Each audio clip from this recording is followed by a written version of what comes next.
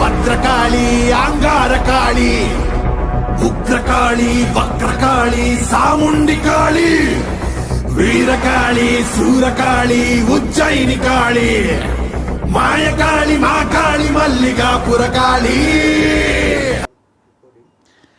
ආයුබෝවන්. අපේ ජීවිතයේ අපි නොයෙක් අවස්ථාවලදී විවිධ දේවල් එක්ක අපි ජීවිතයේ ගමන් කිරීමේදී විවිධ දේවල් එක්ක අපි ගමන් කරනවා. අපි විවිධ ජීවිතය ගෙන යන්න බොහෝ දේවල් ක්‍රියාත්මක කරනවා. සමහර ලාවට මේ ජීවිතේ මේ ආකාරයේ ගමන් කරද්දී අපිට යම් යම් තැන් වර්ධින්න පුළුවන්. අපිට ගැටලුකාරී තැන් ඇති වෙන්න පුළුවන්. සමහරවිට අපේ ගමන අපිට සාර්ථක කරගන්න බැරි වෙන්න පුළුවන්. අපේ අරමුණ කරා අපිට යන්න බැරි වෙන්න පුළුවන්. මේ වගේ වෙලාවට අපි කල්පනා කරනවා අපි මොනවද කරන්න ඕනේ? ඇයි අපිට මෙහෙම වෙන්නේ? ඇයි අපි මෙච්චර මහන්සි වෙනවා? මෙච්චර දුක් විඳිනවා. නමුත් අපිට අපේ ඉලක්කයට යන්න බෑ. ඉතින් මේ කාරණත් එක්ක අපි මොනවද කරන්න ඕනේ සහ ඇයි මෙහෙම වෙන්නේ කියන කාරණේ ගත්තාම අපේ මිනිස්සු විවිධ තැන් වලට ගමන් කරනවා. සමහර ලාවට පන්සලකට ගිහිල්ලා බෝධීන් වහන්සේට අවශ්‍ය ඒ පූජා නමස්කාරයන් කළා අපිට ආශිර්වාද ලබා ගන්නවා. නැත්තම් සමහර අවස්ථාවලදී අපි ගිහිල්ලා අපේ පන්සලේ ස්වාමීන් වහන්සේලාත් එක්ක මේ කතා බහ නිරත වෙනවා. අපි මෙහෙම උත්සාහ කරන නමුත් අපේ හැමදෙරණ අපිට මේක කරගන්න බෑ. මේ අතරතුර මේක ප්‍රශ්න ටිකක් වැඩිපුර දැනුනොත් අපිට මේක निराකරණය කරගන්න බැරි තැනකට ආවම අපි ගොඩක් වෙලාවට වෙනත් ආගමික අංශ කරා අපි ගමන් කරනවා. ඒවැ සහන හොයනවා. ඉතින් අපි පරම්පරා අපේ YouTube නාලිකාවේ අපි මේ කතා කරන්න උත්සාහ කරන්නේ මේ අපේ බෞද්ධාගමත් එක්ක බැඳිච්ච වෙනත් සංස්කෘතීන් සමග බැඳිච්ච අපේ දේව සංකල්පයත් එක්ක අපි කොහොමද අපේ මේ ගැටලු කාරණා निराකරණය කරගන්නේ කියන කාරණය. මොකද පරම්පරා කියන YouTube නාලිකාව අපි නිතරම කතා කරන අපේ පරම්පරාවෙන් පරම්පරාවට පැවතගෙන එන විවිධ සංකල්පයන් සහ දේවල් පිළිබඳව. ඒවා විවිධ තැන්වලදී විවිධාකාරයෙන් අපිට එනවා. ඉතින් අපි මේ කතා කරන මේ දේව සංකල්පයන්, යంత్ర මන්ත්‍ර, ඒ වගේම සූත්‍ර මේවා අපේ පරම්පරාවෙන් පරම්පරාවට මුඛ පරම්පරාවෙන් ගන්ත්‍රාඩු කළා විවිධාකාරයෙන් අපේ පරම්පරාවෙන් පරම්පරාවට පැවතෙන දේවල්. අද මේ වැඩසටහන තුළ අපි කතා කරන්නේ අන්න ඒ ආකාරයට දේව සංකල්පය තුල කොයි විදිහටද අපේ ජීවිතේ අපේ ගොඩනගාගත යුත්තේ අපිට මොන වගේ දේවල් දේ හරහා ලැබෙන්නේ කියන කාරණේ තමයි අපි කතා කරන්නේ. ඉතින් ඒ සඳහා අපි සුදුසුම කෙනෙක් හොයාගෙන සුදුසුම තැනකට අපි ආවා.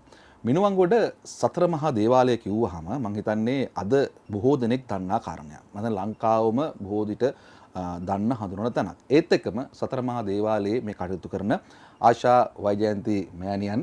ඉතින් එතුමියත් එක්ක තමයි අද මේ කතා කරන්නේ. එතුමිය බොහොම ජනප්‍රියයි. මොකද ඒකම එතුමිය බොහෝ වැඩ කටයුතු කරන හැබැයි ටිකක් කතා කරන්නේ හරි අඩුවෙන්. වැඩි මේ මාධ්‍යයට මුහුණ දීලා නැහැ. මුහුණ දීලා නැහැ කියන්නේ වැඩි මාධ්‍යත් එක්ක ගනුදෙනු කරලා නැහැ. ගනුදෙනු කරලා තියෙනවා විවිධ තමන්ගේ ඒ කරන වෘත්තියත් එක්ක සහ ඒ කරන සේවයත් එක්ක. නමුත් මේ අර සාකච්ඡා තුළට එතුමිය එහෙම සම්බන්ධ වෙලා නැහැ. කොහොම වුණත් අපේ මේ YouTube නාලිකාවට අද එතුමිය සම්බන්ධ වෙනවා. අපි ආයුබෝවන් කියලා පිළිගන්නවා. ආයුබෝවන්. ඉතින් මං කිව්වාගේ මෑණියෝ දැන් අර මේ නාලිකාව වලට වැඩිය සාකච්ඡා වලට කැමති නැහැ කියලා තමයි මටත් මුලින්ම කිව්වේ. නමුත් තමන්ගේ රාජකාරිය බොහොම අකුරටම ඉෂ්ට කරන කෙනෙක්. දැන් මෑණියෝ අපි සාකච්ඡාව පටන් ගත්තොත් දැන් ඔබතුමිය මේ සමාජයේ බොහෝ ජනප්‍රිය කෙනෙක්. ඒ කියන්නේ විවිධ මිනිසුන්ට සේවය කරමින් ඒ මිනිසුන්ට සහාය ලබා දෙන කෙනෙක් විදිහට බොන ජනප්‍රියයි. මම මෙහෙම ප්‍රශ්නයක් අහුවොත් දැන් එහෙම ජනප්‍රිය වුණාට මිනිස්සු දන්නේ නැහැ කවුද මේ ආශා? කවුද මේ ආශා වෛජයන්ති කියන්නේ? කවුද මේ ආශා මෑණියෝ? මිනිස්සු අහනවා. හැබැයි බොහෝ දෙනෙක් ඒ කාරණේ දන්නේ. අපි සරලව මුලින්ම අහුවොත් එහෙම කවුද ආශා මෑණියෝ කියලා කියන්නේ? මම මිනෝන්ගොඩ මගේ දේවාලේ තියෙන සතර මහා දේවාලය තමයි මගේ දේවාලේ. එතකොට මං ගොඩාක්ම මිනිස්සු වෙනුවෙන් මේ දේ කරන්නේ.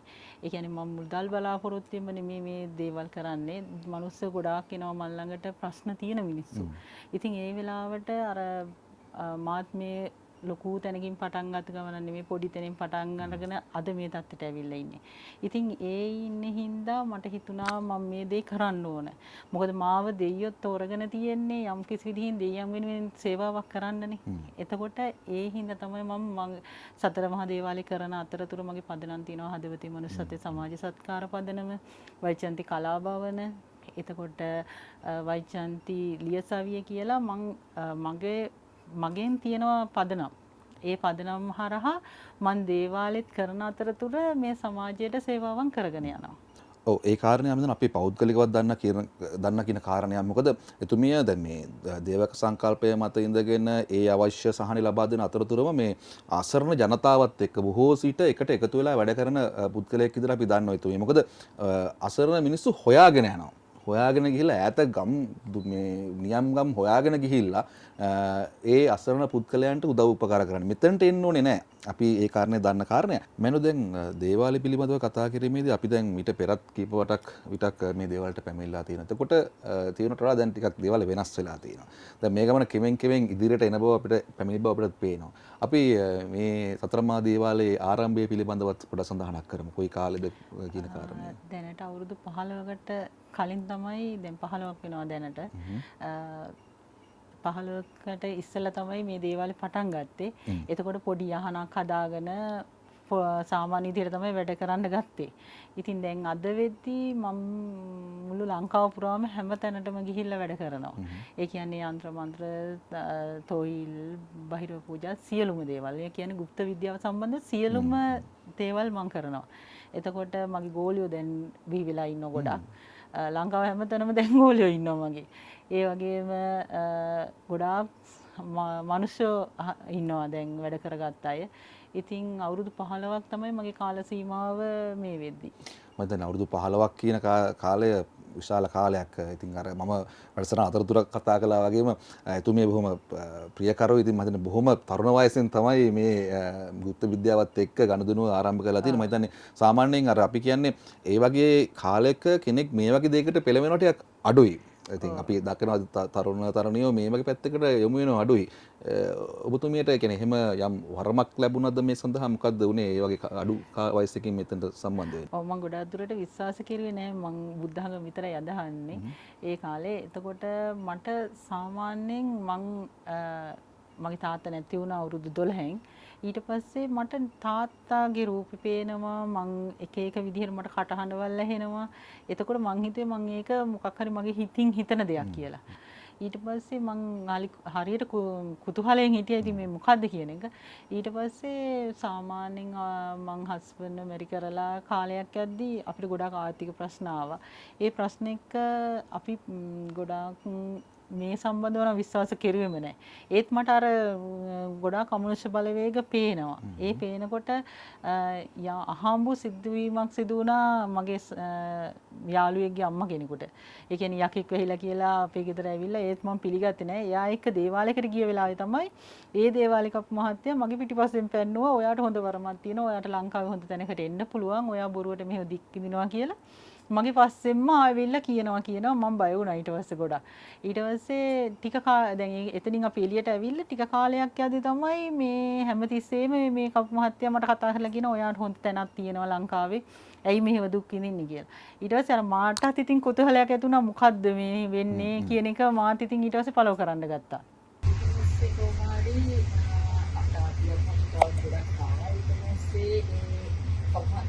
කතා කරලා ඊටසේ ඉතින් කියන්නේ කිව්වනේ කිව්වොත් මට කොහොමද දෝෂ තියෙනවා එහෙමයි කියලා. ඊට පස්සේ අපි ඒක මාතේකට සල්ලි දෙකින් ඉන්නේ ඒකට ඒ වෙලාවේ හැටියට අපි ණයක් වෙලා අපිත් මෙහි බහිර පූජාව දෙනවා. ඒ බහිර පූජාව දෙන වෙලාවේ මම දැක්කා අර චූටි මනුස්සයෝ වගේ පොඩි කියන්නේ අඩියක වගේ ප්‍රමාණයක කවුරු පොඩි මනුස්සයෝ එහෙට මෙහෙට ඇවිල්ලා. ඊට පස්සේ මම දුරස්සේ ඒක තමයි ආඩි කියන්නේ හොඳට ආර පේනවා. මෙහෙමයි කියලා ඊට පස්සේ මට ඥාතින්ව ගෙන්නලා පෙන්නවා. ඊට පස්සේ මම මේ ඥාතින් අඳුරගෙන මෙහෙම කරපස්සේ මේ හොඳ වරමක් තියෙන්නේ මෙහෙමයි කියලා මට දෙවියන් කපලා ඒ වරම හදලා දුන්නා. ඊට පස්සේ ඒත් මට අර ඒ කාලේ තරුණයිනේ ඒකට මම නිකන් ලැජ්ජයි. මොකද මම මේ කරන්න බෑ. ආස්වලින් කිව්වා මම නම් බෑ කරන්න ලැජ්ජයි කියලා. ඊට පස්සේ අර බලින්ම කට්ටිය එක්කගෙන ඇවිල්ලා ගෙදරට ඇවිල්ලා මෙහෙම කරන්න දෙන්න මේ වැඩේ බලන්න වට පුළුවන් කියා කිව්වා. ඊට පස්සේ තමයි මම බලන්න පටන් ගත්තේ. ඊට පස්සේ ඒක ටික කාලයක් ඇද්දී ඉච්චර ගාණක් වුණේ නැහැ. ටික පොඩ්ඩක් මුලින් නම් අවුරුදු දෙකක් විතර යනකම් මට සමාජයට යන්න බයක් ඇති ගැනීමක් අර ලැජ්ජසීලි ඉතින් මේ වගේ හරි අමාරුවෙන් වැඩ කෙරුවේ. ඊට පස්සේ ටික එයත් ඊට පස්සේ මම යදින් කියන්නේ গুপ্ত විද්‍යාව කියන්නේ මොකක්ද කියන එක ටික මම ප්‍රගුණ කරලා ඉවරලා අද මේ තත්ත්වේ ඉන්නවා. ඒ සම්බන්ධව අපි කතා කරන්න ගියොත් එහෙම මම හිතන්නේ පෑහට සම්පූර්ණට යන්න වෙනවා. හරි රසවත් මේ කතා අපිට මේ කාලයත් එක්ක පුරුතරයෙකුත් තියෙනවනේ. දැන් ඒ විදිහට ඉගෙන ගත්ත දේත් එක්ක දැන් ඔබතුමිය ගාවට මිනිස්සු එන්නේ යම් සහනයක් බලාපොරොත්තු. මිනිස්සු විවිධ ප්‍රශ්නත් එක්ක එන්නේ. මොන වගේ සහනයක්ද නැත්නම් මොන වගේ ගැටලු වලටද ඔබතුමිය ගාට આવොත් මිනිස්සුන්ට පිළිසරණ වෙන්න පුළුවන්? සාමාන්‍යයෙන් ගොඩාක් මිනිස්සු මේදී මානසික ආර්ථික අධ්‍යාපනය හැම පැත්තකින්ම වැටිච්ච මිනිස්සු වටිනවා. ඉතින් ගොඩාක් එනවා මේදී මානසික ආතතිය පිරෙන අය එනවා. ඒ වගේම ලෙඩ රෝග වලින් ආර්ථික ප්‍රශ්න වලින් විරිච්ච පෞල් ප්‍රශ්න හැම පැත්තකින්ම විවිධාකාරයි. අපිට හිතා ගන්න බැරි ප්‍රශ්නත් තියෙනවා සමහර අවස්ථාවලදී. ඉතින් මේ හැම අවස්ථාවකදීම අපි මේ ඉගෙනගෙන තියෙන යන්ත්‍ර මන්ත්‍ර වලිනුත් ඒ වගේම මට වරමට ඇවිල්ලා තියෙන ඥාති බලවේග එක කතා කරලා ඒ දරුවන්ට පිට වෙන්න මම පුළුවන් උපරිම දේවල් ටික කරලා දෙනවා. ඉතින් මේ දේව ශාස්ත්‍රය අනුව හැම අංශකින්ම වශීකරණය යන්ත්‍ර මන්ත්‍ර තන්ත්‍ර සියලු දෙයක්ම මම කරනවා. දැන් අපි කෙනෙක් හිතුවොත් දැන් මම උදාහරණයක් මට විතර යම් ගැටලු කාර්ය තත්ත්වයක් තියෙනවා. රැකියා ප්‍රශ්නයක් වෙන්න පුළුවන් වශයෙන් නම් අපිට සමහරලාට විවාහක දැන් දුවෙක් ඉන්නවා ගෙදර විවාහ වෙන්න පුළුවන්. මේ වගේ තමයි ප්‍රශ්න තියෙනවනේ අපේ සමාජයේ. දැන් කෙනෙක් මම තුමිකට ආවොත් මොකද්ද දැන් අපි එකපාරටම අපි තොইলයක් කරමු කියන එක කියන්නේ නැහැ නේ සාමාන්‍යයෙන් එහෙම වෙන්නේ නැහැනේ. මොකද්ද ක්‍රමවේදය? එහෙම. ඉස්සලාම නෙවෙයි මම හඳුනින් බලනවා. කර්ණමුණ්ඩේ තියෙනවා. ඒ ආකාරයේ ඉස්සලාම අපි බලනවා. සමහර කර්ණමුණ්ඩේ කියන්නේ කතා කරනවා. ඒ කියන්නේ මලගේ ප්‍රාණකාරයෙක් ඇවිල්ලා මගේ කනට කියනවා. ඒ කියන දේ මම මේ කියනවා. ඒ විදිහට තමයි කර්ණමුණ්ඩේ තියෙන්නේ. එතකොට අඳුන බලන්න මම අඳුන බලනවා. ඉස්සලාම අපි කරන්නේ දේවාලයට එන්න කියලා ඉස්සලාම විස්තරාත්මකව බලනවා. බලලා ඉවරලා මම කඩවර දේවතාවුන් වහන්සේගේ මහා කාලිමේනියෙන් තමයි ගොඩක් වැඩ කරන්නේ. එතකොට මම කඩවර දේවතාවුන් වහන්සේගෙන් අහලා කඩවර අපච්චිගෙන් අහලා මේකට මොකද්ද කරන්න ඕන පිළියම කියලා. ඒ පිළියමට අනුව ඒ අපච්චිලා කියන දේ මම ඥාති බලවේගයි කියන දේත් එක්ක තමයි මම වැඩ ටික කරන්නේ. මොකද අපිට හිතමතේට වැඩ කෙරුවට ඒක සාර්ථක වෙන්නේ නැහැ. අපි වැඩ කරන්නේ දේවි දේවතාවුන් වහන්සේලාගෙන්නේ. එතකොට ඒ දේවි දේවතාවුන් වහන්සේලාගෙන් එන්නව අපේ ඥාති බලවේගයත් එකතු කරගෙන තමයි ඒ කියන ආකාරයෙන් තමයි වැඩ කටයුතු සිදු කරන්නේ. ඉතින් අර එකපාරම අපිට තොইলයකට යන්න අවශ්‍ය වෙන්නේ සමහරවිට අපි දෙයි කපලා බලනවා. එතකොට සමහර වෙලාවට තමයි අපිට තොইলයකට සාන්තිකරණයක් කරා යොමු වෙන්න වෙන්නේ. දෙයි කපන යන්ත්‍රයකින් සමහර දෝසාන්ත කාල මලයක් වැහිලා ඉන්නවා කියනකො මලයක් ඉපෙලෙයිදී අපිට පුළුවන් මේක යන්ත්‍ර දෙහි ටික කපලි වෙලා යන්ත්‍රයක් දාලා ඒක අයින් කරලා ගන්න. එතකොට සාමාන්‍යයෙන් දරු කල නැති අයට කළු කුමාර කළු කුමාර දෝෂයක් තියෙනවා. දෝෂයක් තියෙනවා නම් කළු කුමාර දොලක් දීලා යන්ත්‍රමාලා තියෙනවා අපි දරු කල ලැබෙන යන්ත්‍රමාලා. මේ යන්ත්‍රමාලාවකට යොමුවෙන්න පුළුවන්. ඒ වගේ කෙටියෙන් කියනවා නම් පොඩි නේඩෝල කෝග වලට තියෙනවා ඒ ආකාරයෙන්. අපල උපද්දව වල දෙවෙනම තියෙනවා. දැන් කෙනෙක් හිතන්නේ සාමාන්‍යයෙන් දේවාලයකට ගිහිල්ලා මේ වගේ දෙයකට ගියාම කෙලින්ම මනසට එන්නේ තොইলයක් කියන කාරණා. උත් ඊට මෙහා අපිට ගොඩක් දේවල් කරගන්න පුළුවන්. ඒ කියන්නේ අපිට තොইলයකටම යන්න අවශ්‍යතාවයක් නැහැ. මේ ශාස්ත්‍රයේ එක ආකාරයකට තියෙනවා. ශාස්ත්‍රයේ කෙනෙක් මම එක ආකාරයකට ප්‍රකට කරුවොත් තව ඔයා වෙන ආකාරයකට කරන්නේ. ඒ වගේ ශාස්ත්‍රයේ විවිධ ආකාරයි. එතකොට මේ විවිධාකාර ශාස්ත්‍රයේ අපිට විවිධාකාර දේවල් කරන්න පුළුවන්. තොইলයක් කියන්නේ අපේ ඉහළටම යන්නේ. ඊට අමතරව පොඩි කාර්යවල තියෙනවා. දැන් සාහනෙන් මානසිකව දැන් තියෙන ආර්ථිකත්වයත් එක්ක තොইলයකට මේක පාර යන්න බෑනේ. එතකොට අර සාමාන්‍ය දෙයකින් අපි ඉස්සලම් පටන් ගන්න අපි කරනවා. සාමාන්‍යයෙන් දැන් අපි කතා කරුත් දැන් මේ වගේ වසර 15ක් විතර තිස්සේ මේක කරනවානේ. අමතක නොවන සිද්ධි නැද්ද සාමාන්‍ය? ගොඩක් ඇති. විශාල ප්‍රමාණයක් දැන් මේ වගේ දේවල් කරනකොට අර අපි කියන්නේ මලගිය ප්‍රාණකාරත්වයේ ගනුදෙනු කරන්නේ විවිධ ආත්මත් එක්ක ගනුදෙනු කරනවා මේ. අමතක නොවන සිද්ධි ගොඩක් ඇති. අපි එකකින් එකක් විතර මතක් කරමු. ගොඩාක් කියන්නේ මේ වෙද්දී නම් ගොඩාක් කරලා තියෙනවා. ලංකාව හැමතැනම කරලා තියෙනවා. ඒ කරද්දී අපේ විවිධාකාරයේ ඉතින් අපේ දැන් සාමාන්‍යයෙන් මම ආනමඩු තොইলයක් කෙරුවා. එතකොට ආනමඩු තොইল කරලා අපි කෙරුවේ දේවස්ථානෙම තමයි අහකට දේවල් තියෙන්නේ. එතකොට මේ පැත්තේ දේවාලේ ගෑන ළමයට ඇවිදින්න බෑ එක තැන් වෙලා හිටියේ. ඉතින් එක තැන් වෙලා ඉන්නකොට මම තොইল කරලා ඒ ළමයා නැගිට්ටුවා. නැගිටලා හොඳට ඇවිදින්න ගත්තා. අපි මේ පන්දරේ කපද්දී අපේ දේවාලේ එයාට කරදරයක් වුණා. එතකොට ඒ කපන මොහොතේම එතකොට අපිට එතනදි ලොකු ප්‍රශ්නයකට මුහුණ දෙන්න උනා ඒත් අපි කරපු දෙයක් නෙමෙයි ඒක ස්වභාව ධර්මයෙන්ම අර දැන් කරලා තියෙන දේවල් එක්ක අපිට යමක් ඉන්න අපි ඒ වගේ ස්පන අපිට ගිහිලා පෙන්නුවා ඒ මොහොතේම ඒ වගේ කුලිය පිටියේ තුන අපි බන්ධනයක් කපපු මොහොතේ මෙහා පැත්තේ ගෙදර මිනිස්සුන්ට ප්‍රශ්නයක් වුණා ජීවිතේට අර ඒ වගේ මම ලොකු ප්‍රශ්න වලට මුහුණ දීලා තියෙනවා ඉතින් ඒ කියන්නේ එතකොට අපි අර දැන් අපි අඳුරන්නේත් නැහැ ඒ වුණාට අපි අපිට යන්න කපනේ වලින් අපි අම්මාකාරයකින් අපිත් ලොකු ප්‍රශ්න වලට මුහුණ දීලා අවස්ථා තියෙනවා සමහර ගම් වලට යන්නේ දන්නේ නැති ගම් වලට යන්නේ අඳුරන්නේ මිනිස්සුන් ඒ වගේ තියෙනවා සමහර අවස්ථාවලදී මලයක් වෙහිලා ඒ ගෙදර 4-5 දිනකට වෙහින අවස්ථා තියෙනවා ඒ වගේ පොඩි අවදානමක් තියෙනවා අවදානමක් තියෙනවා අපි යනවා ඒවත් ආරක්ෂා කරගෙන මගේ ආතේ ඉන්නේ සේරම ඒතකොට ගෙදර අයවත් ආරක්ෂා කරගෙන මම කියනවා 10ක් 12ක් වගේ වැඩ කරන්නේ.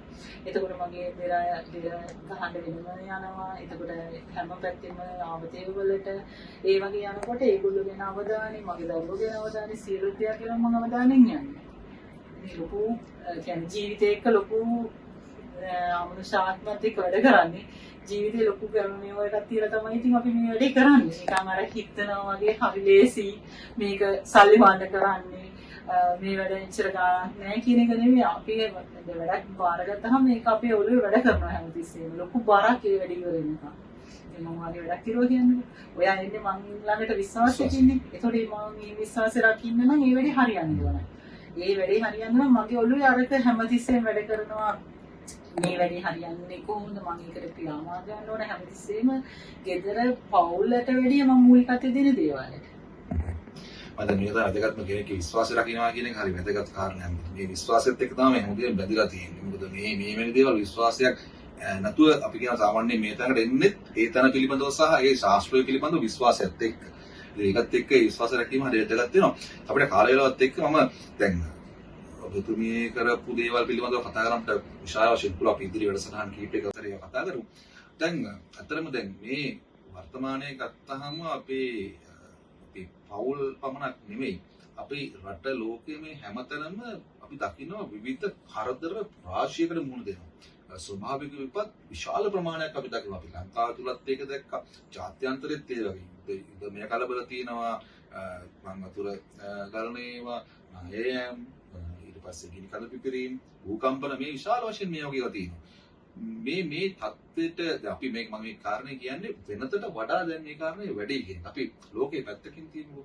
අපි ලංකාව ගත්තොත් ඔබතුමිය දැන් මේ ගුප්ත විද්‍යාව හදාarලා මේ දැනගත්ත දැනුමත් එක්ක මෙහෙම වෙන්නේ ඇයි රටකට සහ සමාජය කියලා කියමුකෝ අපි සමාජයේ මෙහෙම වෙලා තියෙන්නේ.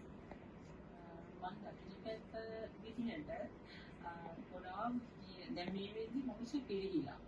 දැන් හැම ගොඩාක් මනුස්සයන් හිතවල ද්වේෂය, වෛරය කැටිලා තියෙන්නේ. මනුස්සයන්ට අර මනුස්සයන්ගේ ඒ කියන්නේ වැඩ රාජකාරීත් එක්ක හරි කාර්යබහුලයි. එතකොට අපිට ආගමක් අදහන්න වෙලාවක් නැහැ. පන්සලකට යන්න බෑ. දැන් වැඩක් කරගන්න දෙවියොන් අපි දෙයයන් ඉල්ලනවා විතරයි. ඊට පස්සේ ඒ දෙවියෝ ඉන්නවද නැද්ද කියලාවත් නැහැ මනුස්සයන්ට. අන්න ඒ වගේ තත්ත්වයක් තියෙනවා. මේකල මේ විශ්වය පාලනය කරන්නේ මොන දේවතාවුන් වහන්සේලා. එතකොට විශ්ව සමන් කතරගම දෙවි මුණ්ඩේ කියන දේවතාවුන් වහන්සේලා මේ විශ්වයේ ඉන්නවා. එතකොට අපි කතරගම යන්නේ අපි විශ්වාසයෙන් කතරගම යන්නේ. එතකොට අපි එතන ගිහිල්ලා මොකද කරන්නේ? එතන විනාශ කරන අවස්ථා තියෙනවා. මම මේ S2 ගෙන් දකින්න දේවල්. අපි අම්මාකාරගේ සමාන තැන තියෙන දැන් දන්නා මාලිගාවට ගියා 30 පෙරේද තරණා පරණව පෙන්වනවා.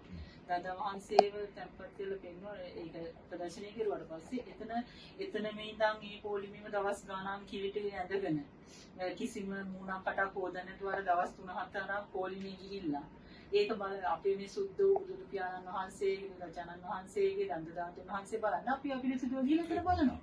එතකොට මොකක්ද එතන තියෙන්නේ? එතන කිසිම අපවිත්‍ර වීමක්. ඉතින් අර ස්වභාව ධර්මයෙන් නිට්ටා සිලකුණාට වෙලා ඒ සියලු දේම පෙන්වනවා අපිටනේ. මගේ අදහස තියෙන්නේ ඒකයි. මේ විශ්වයේ යම් කිසි දෙයක් වෙනවා නම් ඒකේ අරමුණක් තියෙනවා. ඉතින් අර අපි දන්නා වහන්සේ ප්‍රදර්ශනය කරපු දෙයින්ම අපිට පේනවනේ එතන දවස් ගණන් කිලිලි වාස්තා ඉඳගෙන ඒ ආකාරයට ඉඳලා ඒ විදිහට අර වගේ සුද්ධ දෙයක් කරපු හින්දා මේ ස්වභාව ධර්මය නිකම්ම දන්නේ දුන්නා. ඒ වගේ තමයි මේ හැමදේම.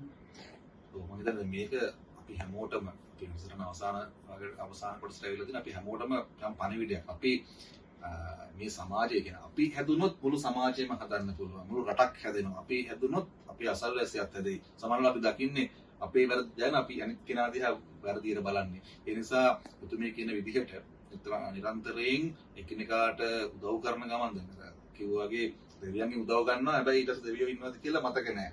අර බුදුහාමුදුරුවෝත් මම දැන් ඉස්සෙල්ලම ලෝකෙට දීපු පණිවිඩය තමයි අනිත්‍යලෝචන පූජාව තියලා මේ උපකාර දැක්වීම කියන කාරණය, ලැබුණ සැලකීම කියන කාරණේ තියෙන නිසා මේ හැමදේත් එක්කම මේ වගේ දේවලුත් අපි බද්ධ වෙලා තියෙනවා. අවසාන වශයෙන් මම අවසාන ප්‍රශ්න දෙක මට වෙන ප්‍රශ්නයක් හිතුණා. සාමාන්‍යයෙන් අපි දේවල් වලට ගියාම අපි දකින්නේ මන්දනමෙක් මම නිවැරදිද කියලා. ටිකක් අර ප්‍රියකරු තැනක් නෙමෙයි. අර දුම් වෙදිලා කළු වෙලා තෙල් අර බිත්ති වල ගෑවිලා සමහර විට පිරුවට තියෙනවා ඒවත් කළු වෙලා ටිකක් මේ අඳුරු ගතියෙන් වැඩි සහ අපිරිසිදුයි කියලා මම නිවැරදිද කියලා මම දන්නේ නැහැ. නමුත් මට හිතෙන දේ පොඩි ඒ වගේ සංකල්පයක් තියෙනවා. නමුත් මෙතනටම අපි එක ටිකක් වෙනස්. හරි අපේ හැට ප්‍රියකරු අපි ඇහෙන ඉස්සලා පිනවන්නේ. අපි ඉස්සලා හැපිනවන්නේ. හැට ප්‍රියකරුයි ඊට පස්සේ අපිට කනට ඇහෙන දේ ප්‍රියකරුයි මේකත් එක්ක පොඩි වෙනසක් තියෙනවා. අපිට දකින්න තියෙනවා සාමාන්‍ය දේවල්ත් එක්ක පොඩි වෙනසක් තියෙනවා. මම මේ කියන කාරණේ සත්‍යයක්ද? සාමාන්‍යයෙන් දෙවියෝ කියන්නේ දේවාකර්ෂණයක් තියෙන අයනේ. එතකොට දේවාකර්ෂණයක් තියෙන දෙවියන්තාවුන් වහන්සේලාට වැඩවාසස්ථානයකට අපි සිතනක් කියලා ලෑස්ති කරලා වැඩක් නැහැ. එතකොට ඒකින් පිහිටක් ලැබෙන්නේ. දැන් මාත් දැකලා තියෙනවා මම අනන්තවත් මම සමාජ ජාලාව ඔස්සේ දැකලා තියෙනවා. දේවාලවල මං කාවත් ගරහනවා නෙමෙයි. දකින්න දේ මාත් කියන්නේ කිසිම පිළිවෙලක් නැතුව යහනක් නැතුව ඔහේ දෙවියන්ට පින්තූරයක් තියාගන්නවා මේසයක් උඩ. සමහර අය මේ තමුන්ගේ මේ ගේ ඇතුලේ තියාගෙන දේව පිළිම වලට මේ කොහේ තැනක තියාගෙන ආරූඪ වෙන අවස්ථා මම දැකලා තියෙනවා. ඉතින් මේ වගේ තිබ්බහම එතනට දේවාකර්ෂණයක් එයි කියලා මං හිතන්නේ නැහැ. මොකද දෙවිය කියන්නේ පිරිසුදු කෙනෙක්. එතකොට සෝවාන් ඵලය ලැබපු දේවතාවුන් වහන්සේලා අපි බුද්ධ ධර්මයේ විදිහට එකවෙන්නේ තියෙන්නේ. එතකොට ඒ වගේ වෙද්දී මේ දේවාකර්ෂණය ලැබෙන්න නම් හොඳ පිරිසුදුව තියෙනවා. ඒ වගේම තමයි මම සමාජයට කියන්නේ සමාජයේ මම වගේම ඉන්නවා දේවාල කරන අය. එතකොට ඒ කියන්නේ දේවදරුවෝ ඉන්නවා. දේවදරුවන්ට නම් මම කියන්නේ තමුන් පිරිසිදුව. තමුන් දැකුම් කලුවේ ඉන්න ඕන දේවාකර්ෂණය ලැබෙන්නේ. තමුන්ගේ තැන පිළිවෙලට තියෙන්න ඕන තව කෙනෙක්ට ඇවිල්ලා ඔයා මං එක කතා කරන්න ඕන මං ගැන ප්‍රියතාවයක් තියෙනවා. එතකොට මෙතෙන්ට වැඩකට එන මම දැන් මේ වෙන ප්‍රාණකාරයන්ට යම් ආකාරයකින් තියෙන්න ඕන මගේ දේවාලය දැක්කම ලස්සනයි. ඒතකොට මං ඉන්න තැන පිළිවෙලක් තියෙනවා. නැත්නම් ඉතින් කොහොම මොනවා කරුවත් මං හැදෙන්නේ නැතුව මට තව කෙනෙකුට දෙන්නත් බෑ. අපි හිතපන් අර දේවාලයක් අපිරිසුදුව තිබුණොත් එහෙම ආවට පස්සේ නිකන් අල්ලන්න බෑ. පූජාවක් තිබ්බත් වැඩක් නැහැ. එතන යන්න බෑ කළු වෙනවා කකුල් ඒ වගේ අවස්ථා මං අනන්තවත් දැකලා තියෙනවා. ඒ වගේ තිබුණාම ඉතින් මං හිතන්නේ දේව වැඩි කියලා. මේක මේ කාරණේ කිව්වේ මේ හැම දේවාලයක් නෙමෙත් අපි සමහර තැන්වල අපි දකින්න දේවල් හැම තැනම නෙමෙයි හොඳ ලස්සනට තියෙන තැන් තියෙනවා. ගොඩාක් තැන් තියෙනවා දැන් නම් ගොඩාක් ලස්සනට හදනවා. සමහර අවස්ථාවලදී තමයි ගොඩක් අය ඔය ගොඩාක් අපිරිසුදුව ඉන්නේ. සමහරවිට අර මිනිස්සුන්ගේ විශ්වාසය නැති වෙන්නෙත් මේ සම්බන්ධ විද්‍යාව චෝදනා එල්ලන්නේත් ඒ වගේ දේවල් ඉඳ වෙන්න පුළුවන්. මේ ශාස්ත්‍රය ගොඩාක් දුරට එක එක ආකාරයේ එක එක අය අල්භාවිතා කරනවා. මොකද මා සංස්කෘතික පදනමක අධ්‍යක්ෂක. එතකොට එතකොට අපිටත් වෙනවා කරුණු කාරණා මෙහෙමයි මෑණියනි මෙන්න මේ වගේ ප්‍රශ්න තියෙනවා මේ වගේ මේ විදිහට දේවාල කරන්න කියලා අපිට එනවා පැමිණි. එතකොට ආවම අපිට මේ ඒ වගේ අවස්ථාවලදී අපි බලද්දී ඉතින් අර මේ ශාස්ත්‍රයේ මිනිසුන්ට එපා කරනවා මේ දේවල් වලින්. අපිරිසිදුකම අර එක එක ආකාරයකට කරන දේවල් වලින් මේ සමාජයෙන් ගොඩාක් මේ ගුප්ත ශාස්ත්‍රය පිළිබඳව මිනිසුන්ට එපා කරවල මේ ශාස්ත්‍රය එන්නේ පිරිහීමකට ලක් වෙනවා තමයි මේ අවස්ථාවේ මම දකින්නේ. ඒ කියන්නේ අර මිනිසුන්ට එපා වෙනව නෙවෙයි එපා කරනවා. එපා වෙනවා කියන එක කියන්නේ නැහැ. මොකද මිනිස්සු ගොඩක් විශ්වාස කරනවා. දැන් මම ළඟට ඇවිල්ලා දෙනවා මුස්ලිම්, කතෝලික, හින්දු. මම මේ දැනුම් මම එක වැඩ කරන ඉන්නවා මුස්ලිම්. සාමාන්‍ය මිනිවන්ගොඩ කිව්වහම මේ මිනිවන්ගොඩ ඉන්නවා පුත්තලම්, නිගමු. එතකොට නිට්ටු කලවිදි එන ලංකාව හැමදැනම නුවරේ පවා නුවර යාපනයේ ඉන්නවා මෙහෙට වවුනියාවේ මේ වගේ හැමතැනම ඉන්නවා. ඒන ගොඩාක් මුස්ලිම් අය ලොකු විශ්වාසය අපිට වැඩි ලොකු විශ්වාසයෙන් මුස්ලිම් අය එනවා. එතකොට ඒ මනුස්සයන්ගේ උනත් අර හිත පිරිනවන මේ මොකද්ද මෙහෙම වැඩක් නැහැ කියලා. ඉතින් අර ඒ වගේ විශ්වාසයෙන් එන අයගේ හිත කැඩීමක් වෙන්නේ ගොඩක්. ඔව්. ඉතින් මම හිතන්නේ අපි දේවල් කරන පුද්ගලයෝ දේවල්ට යන පුද්ගලයෝ අපි දැනගන්න ඕන තැන් වලට ගියාම ඒ තියෙන අර පිරිසුදුතාවය ඒව ආරක්ෂා කරන කටයුතු කරන්න. අවසාන වශයෙන් මම සඳහන් වෙනවොත් දැන් ඔබව සම්බන්ධ කරගන්න කෙනෙක්ට ඔබේ සේවය අවශ්‍ය වෙනවා. අපිට කෙනෙක්ට සහනයක් අවශ්‍ය වෙනවා. කොහොමද සතර මහා දේවාලය නැත්තම් ආශ්‍රමයන් සම්බන්ධ කරගන්නේ? මගේ ෆෝන් නම්බරේ තියෙනවා. ඒකට කතා කරන්නට වෙලා දිනේ කොයි වෙලාවකදී වෙන් කරන්න අපි නම්බරේ කියමු. 077යි 20යි 24යි 482 නම්බරේට කතා කරලා වෙලාවක් වෙන් කරගන්න ඕනේ. වෙලාවක දිනුනේ. ඒ ආකාරයට කතා කරලා වෙලාවක දිනුනේ වෙන් කරගෙන දේවාලයට පැමිණෙන්න පුළුවන්. හොඳට ගන්න ඔබට යම් මානසික සහනයක් අවශ්‍ය නම් ශාරීරික සුවයක් අවශ්‍ය නම් ගැටලු තියෙනවා නම් මේ ඕනෑම දෙයකට එතුමිය මුණ ගැහිලා කතා බහ කරලා අර අපි කියන මේ විශාල මුදල් යට කරන තොইল වලට ඒක එච්චරම හිතන්න අවශ්‍ය නැහැ. අපි කතා කරලා මම හිතන්නේ කතා කළාම කෙනෙක්ගේ මානසික සහනය ගොඩක් ලැබෙනවා. කැමතියට වඩා. ගොඩක් අය එනවා ගොඩක් ලේඩිස්ලා එනවා කතා කරලා කියන්නේ යාළුවා පවුල් ප්‍රශ්න වලට සමහර ඒ වගේ ප්‍රශ්න වලට මට කියනවා මේ විදිහට කරලා දෙන්න මේ විදිහට මොකද්ද මේක මම කරන්න ඕන කියලා අවවාදවල සලසලා ගන්න අය නෝ ගොඩක්. ඉතින් මේ වෙලාවට අපි මනස සනසන එකනේ හොඳ. ඒ වෙලාවට ඉතින් මම මේ අවශ්‍ය පියවර අපි දේවල් කතා කරලා අවශ්‍ය දේවල් ටික ඉතින් ඒගොල්ලෝට කියනවා. ඒ වගේ ගොඩාක් අයට ඉතින් දේවල් වැඩ නොකර සාර්ථක වෙච්ච ඒවා තියෙනවා. මම හිතන්නේ අර අපි කියන මුදල් උපයීමට එහා ගිය සේවයක් මේ ඉෂ්ට කරන මේ ප්‍රදේශයේ සහ රටේ බොහෝ දෙනෙක් මේ පිළිබඳව දන්නවා. ඒ ඔබටත් යම් අවශ්‍යතාවයක් තියෙනවා නම් එතුමි සඳහන් කළ දුරකථන අංකයට අමතලා අවශ්‍ය වෙලාවක් වෙන් කරගෙන කතා බහ කරලා මේ කටයුතු කරන්න පුළුවන්. එහෙනම් ඉතින් බොහොමත් ස්තුතියි අපිත් එක්ක සම්බන්ධ වෙන පිළිබඳව මම හිතන්නේ ගොඩාක් රාජකාරී මැද්දේ මේ කාලෙත් එක්ක අපිත් එක්ක සම්බන්ධ වුණු ඉදිරියට අපි එකතු වෙලා වැඩ කටයුතු සිදු කළා.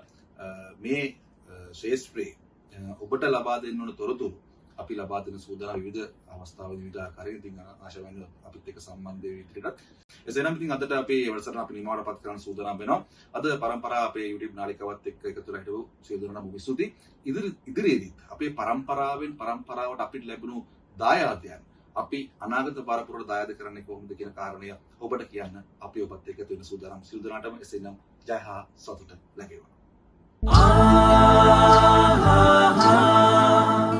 ගල් කුළුණු මත ලියූ කතා වැව් බැඳි සිරි දැතේ සලකුණා අනුරාපුර පොළොන්නරු යුගේ සිඟිරියේ සිත්තම් මැවේ මේ උරුමය අපේ